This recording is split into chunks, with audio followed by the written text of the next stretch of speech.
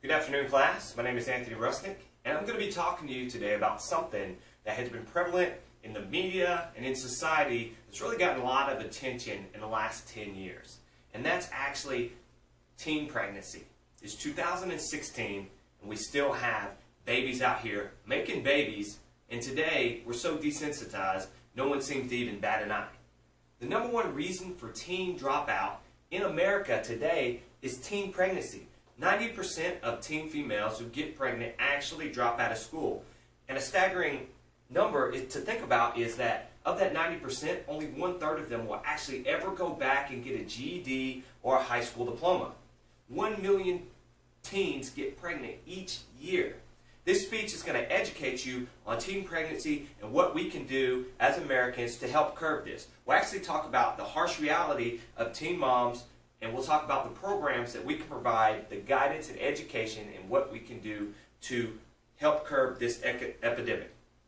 The main points I want to talk about, though, is the extremely high dropout rate, the unemployment rate for teen moms and grads that can't go out on the street and can't get a job because today you need a high school diploma, which is the lowest form of education, or a GED, and of those, like I said, only 1/3 will actually ever go back and get that. The cost of a child and the maturity that it takes to raise one. If there are any parents in the class, you know that you're never really ready to have a kid until you're there, and even when you think you're mature enough, it's still tough. That being said, children are expensive, and the fact that statistics lean that teen mothers produce teen mothers. So we're living in this cyclical second and third generation of welfare and unemployment, and that's something that I want to help and talk about educating, getting out of. Let's talk about the media.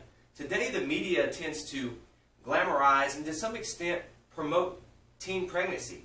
And when I say promote teen pregnancy, they promote sex. You think about social media, Instagram, Snapchat, every advertisement you see, well, at least 50% of them glamorize sex or sexual connotation in some form or fashion.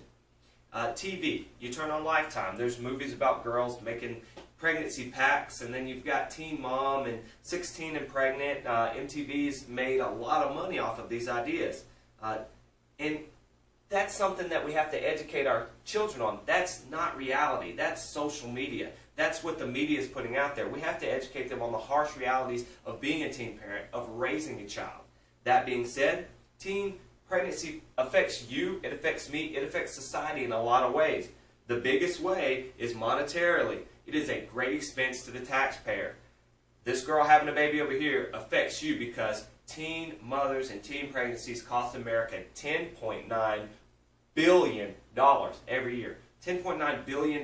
That is a staggering number, and it's a harsh reality. How does it cost that much? Put it simply, child care, insurance, welfare, foster care, food stamps. Now, let's think about this. That's costing you and that's costing me. But that parent is limited to what she can actually give back to the taxpayers, to what she can give back to America, because 1/3 of them go back and get a high school diploma or get a GED. The median income for dropouts has actually dropped a staggering 30% in the last 25 years. So the money that they're bringing in isn't even enough to survive upon if they haven't went back and got that education, or haven't went back and did some college or got a degree. And here's something else to think about. This doesn't really affect you or me, but it may affect your grandchild. High school dropouts live 9 years less statistically. That's cutting off 9 years of your life. You might as well be a smoker as far as that's concerned. The children of teen parents also face health risk. So those teens having babies, those babies are more likely to be sickly. They're more likely to have low birth rate, birth weight. And so those are some health issues that we have to think about also.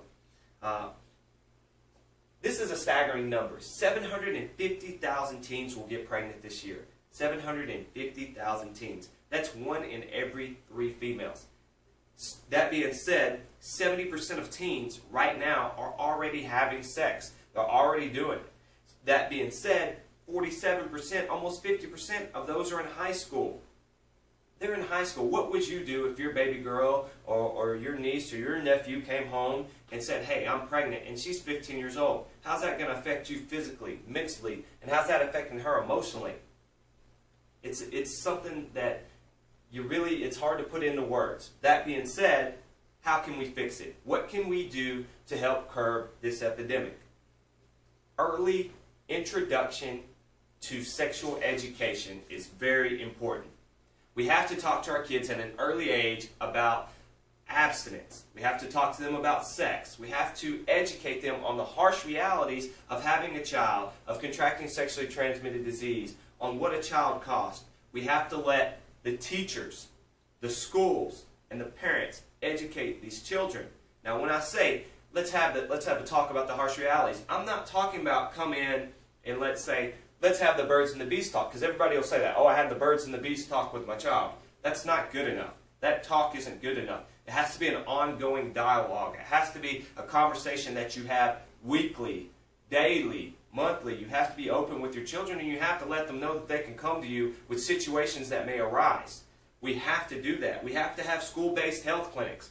You have to be able to go into your nurse's office at the high school, and they have to have condoms there, and they have to have contraceptives. They have to have these things. And nobody wants their children to be having sex. But if they're going to do it, and we know 50% of them already are, we have to put measures in place to make sure that they're not getting pregnant.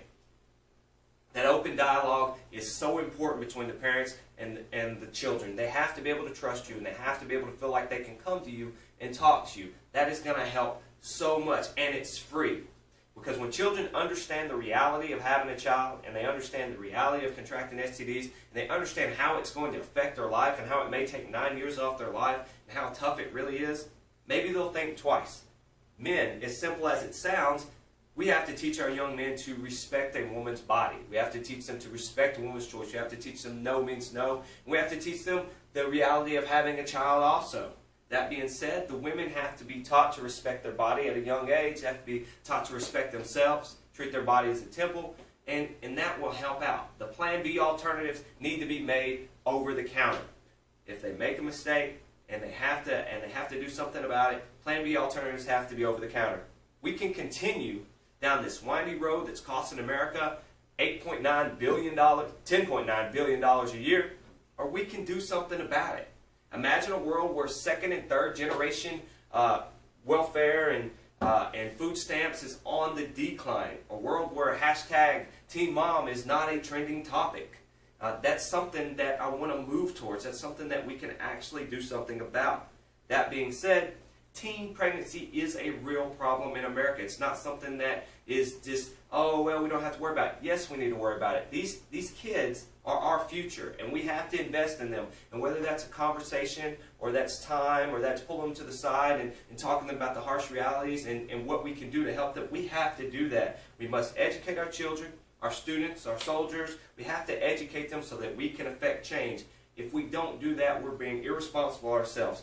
We have to make Plan B an over-the-counter option. We have to make sure that there's condoms in the schools. And we have to make sure that we're getting these kids in middle school and talking to them about sexual education. We have to make sure the parents are having the birds and the bees, but also an ongoing conversation, a realistic dialogue with their child. As uncomfortable as it may be, that's the conversations that we have to affect change with teen pregnancy.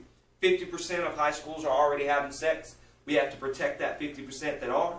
But we also have to educate that other 50%, so hopefully they'll remain abstinent and go on and not have sex, so that we don't have this cycle continuing.